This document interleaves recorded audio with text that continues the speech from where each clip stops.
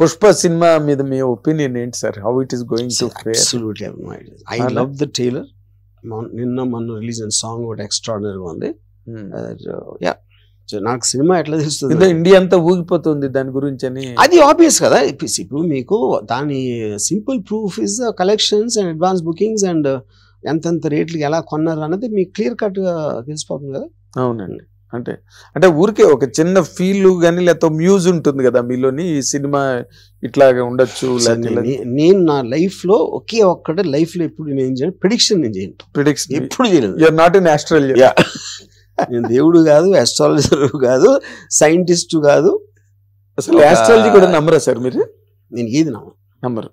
మీరు వర్మన్ తప్పితే I believe in the what it's called the chaos theory అని. Michael Crichton is a writer of Andromeda Strain and Jurassic Park, science fiction writer. తను ఏమంటాడంటే, మన human beings అందరికీ ఉన్న ఒక అలవాటు, వి లుక్ ఫర్ ఆర్డర్ అని. ఆర్డర్లో ఇలా ఉన్నాయి, ఇలా అయితే ఇలా అవుతుంది, అలా అయితే అలా అవుతుంది, అలా అయితే ఇలా చేద్దాం అని continuously they try to get an order. But the world works on chaos అన్నాడు. అన్ఎక్స్పెక్టెడ్ థింగ్స్ మళ్ళా వరల్డ్ మూవ్ అవుతుంది, కానీ మీరు చేసిన కృషి మళ్ళా మూవ్ అవుతుంది అన్నాడు. అది నేను నమ్ముతాను. Correct point. What is that is కదా, అన్ఎక్స్పెక్టెడ్ మూమెంట్స్ మీద వరల్డ్ చేంజ్ అవుతుంది. మనం ఆర్గనైజ్ చేసి హార్మోనియం అయిద్దాం అనుకుంటున్నాం, అవ్వదు. వెల్ సెడ్ అండి, well said and you recollected well, correct occasion కి. And so nice of you sir, always. అంటే మెయిన్ పాయింట్ అండి, ఇప్పుడు నేను డ్రాగ్ చేశారు ఇలా అయిపోయింది మీ రెప్యుటేషన్ అనుకుంటారు కదా, ఇది ఎప్పటి నుంచి అంటే నేను గోవిందా అప్పుడు అది ఒక ఫేజ్. 2000 నేను మన అక్కడికి వెళ్ళాను కదా, ఆ పేరేంటి, తాజ్ అటాక్, టెర్రరిస్ట్ అటాక్ అప్పుడు హోటల్కి వెళ్ళాను కదా. ఎంత బ్యాడ్ ఏదో వచ్చేసింది. దాని తర్వాత మియా మాల్కోవతో ఏదో చేశాను. దాని తర్వాత ఇంకోటి ఏదో వినాయకుడిని ఏదో ట్విట్టర్లో అంటే నా మీద ఒక 15 కేసులు పెట్టారు మొత్తం ఇండియా అంతా. వినాయక చవితి దగ్గర ఏదో పెట్టాను కొన్ని. వచ్చిన ప్రతిసారి అరే అంటారు అందులో. Basic nature of human beings అంటే వాళ్ళకి ఏది గుర్తుండదు. అందుకే నేను వేవ్ అనే డెఫినేషన్ అలా వచ్చి అలా వెళ్ళిపోతుంది అంతే. అవునండి, అంతే. దాని హైట్ డిస్టెన్స్ మారుతుంది కొంచెం ఇటు అటు, అంతేగాని వేవ్ అనేది వచ్చేదే వెళ్ళడానికి. సో ఇప్పుడు ఇంకా there is no question of arresting Ram Gopal. అది నాకు తెలీదు. Still there are possibilities. That decides on the judge. No, నాకే తెలుస్తుంది. అంటే మీకు మీ లాయర్లు ఉన్నారు కదా. నా లాయర్, ఏ లాయర్ అయినా ఆ సైడ్ నుంచి ఆలోచిస్తాడు కదా. రేపు పొద్దున్న వాళ్ళ దగ్గర ఎవిడెన్స్ ఏముంది, దీని ఏ టర్న్ ఎలా తీసుకుంటుందని ఎవరికైనా ఎట్లా తెలుస్తుంది? ఇప్పుడు నేను చెప్పే కదా ఇంకా జడ్జి ఎందుకంటున్నా. ఆబ్వియస్లీ ఇది మండే వరకు టైం ఇచ్చారని ఏదో చెప్పారు.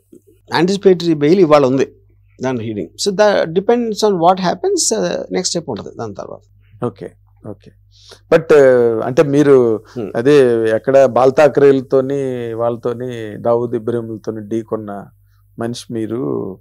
అండ్ ఇది ఎలాగుందంటే ఇది వేరే లెవెల్లో కనిపిస్తున్నది. బట్ 100% మనోభావాలు దెబ్బతినడానికి దానికి ఏమి వాటికాలు ఏదో చెప్తాను. మనోభావం అనేది ఎంత వేగం అంటే, ఇప్పుడు మనోభావాలు ఫర్ ఎగ్జాంపుల్ నేను చెప్తాను. ఒక ఫాదరు కొడుకుని ఇంతకు పనికిరాని సొంటవరా నువ్వు అన్నాడు అనుకోండి, వాడేదో ఫీల్ అయిపోయాడు, వెళ్ళి సూసైడ్ చేసుకున్నాడు అనుకోండి, మా నాన్న ఇంత మాట అనేసాడని. అప్పుడు మదర్ నాన్న మీద కేసు పెట్టచ్చా? I don't know. అది ఎబటింగ్ సూసైడ్ కింద వస్తుంది కదా.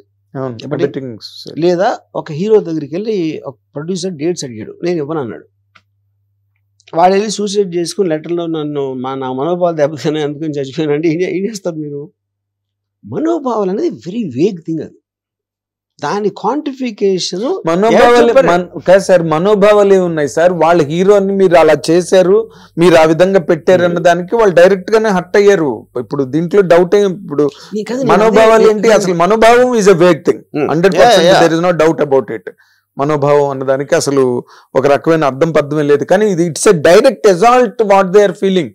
మా హీరోని నువ్వు ఇలా చేస్తావా, మా హీరో అంటే ఏమనుకున్నావు? నేను అదే చెప్తున్నా. సొసైటీ అనేది ఉన్నదే కాన్స్టెంట్ ఎవాల్వ్మెంట్ లో, కాన్ఫ్లిక్ట్ లోంచి వస్తుంది.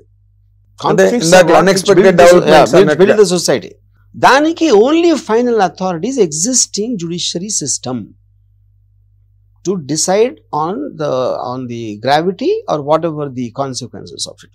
మిగతా అన్ని మనం మాట్లాడుకోవటమే. మీడియా కానీ, నేను కానీ, మీరు కానీ, ఎవ్వరు కానీ అన్ని ఊరికేనే మీన్ నథింగ్. ఎవెన్చువల్లీ ఆ సెక్షన్ ఏంటి, ఏం జరిగింది, పిన్ పాయింట్ ప్రెసిషన్ వేగ్లో ఉన్నాయి. ఆబ్వియస్లీ వాళ్ళు ఆలోచించి ఎదురు చేస్తారు దానికి అంతే. ఇంకా మందంతా అనాలిసిస్ అంతా ఊరికనే రెటారిక్. అది కుక్కలు మురిగినట్టే మనం అందరం కలిసి.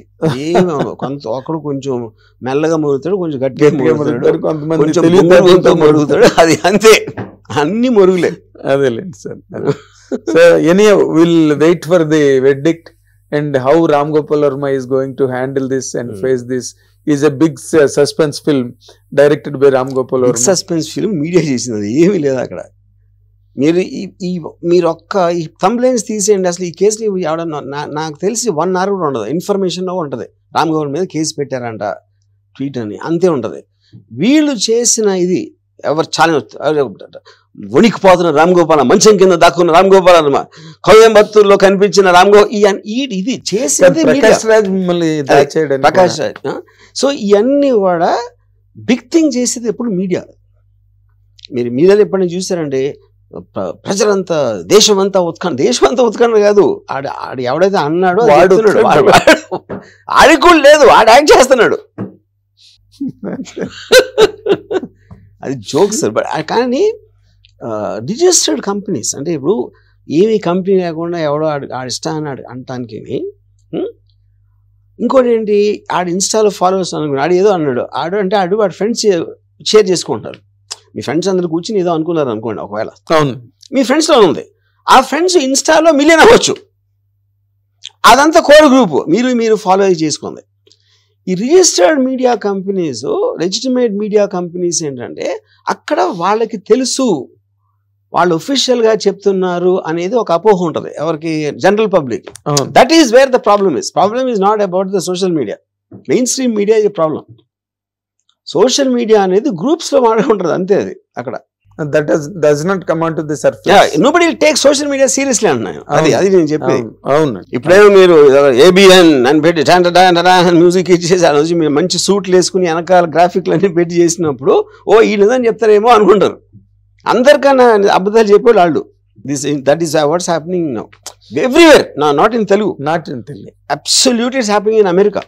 Anywhere there's a democracy, now the biggest problem is the mainstream media. అంత పాలరైజ్ అయిన ఇన్స్టెన్స్ ఇంతవరకు జరగలేదు. ఇప్పుడు వాళ్ళు కూడా I don't believe they I don't think they hate me. No, they want create entertainment. ఇప్పుడు రిపబ్లిక్ టీవీ ఉంది అనుకోండి, Arnab Goswami is one of the top. And he went after Sushant Singh Rajput case 1 year. అమ్మాయి మీద అసలు ఏంటి అసలు. కానీ అర్నబ్ గోస్వామికి అమ్మాయికి ఏమైనా శత్రుత్వం ఉంటుందా? అది ఇప్పుడు కలిసి కూడా ఉండడు. ఎగ్జాక్ట్లీ.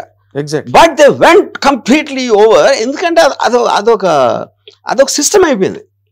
ఏదో ఒక స్టోరీ తీసుకుని దాన్ని ఫుల్ చేయడం అంతే, రుద్దడం అట్లాగా. Every day Arnab Goswami was on that. He was shouting 1 year, yelling 1 year. yes 1 year he was shouting at the height of his final గా ఏం చేశాడు, సిబిఐ ఎంక్వైరీ ఇచ్చారు. బాంబే పోలీసు ఫస్ట్ 4 weeks లో ఇచ్చారు ఇది సూసైడ్ కేసు అని.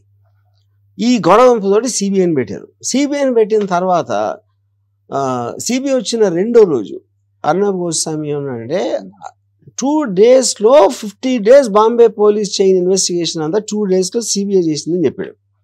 ఆ 2 days అయిపోయి 3 years అయింది ఇప్పటికి. సిబిఐ మళ్ళీ ఒక స్టేట్మెంట్ ఇవ్వలేదు, సిబిఐ ఇవ్వలేదు, అర్నబ్ ఇవ్వలే. సుశాంత్ అంతే చాప్టర్. ఎందుకంటే మీడియా ఎప్పుడు మీరు చూస్తే బెస్ట్ సినిమా తీస్తుంది. మీడియా తీసిన సినిమాలు మా వల్ల కాదు తీయటం, కాకపోతే సెకండ్ హాఫ్ తీరు, ఇంటర్వెల్ అయిపోతుంది సినిమా.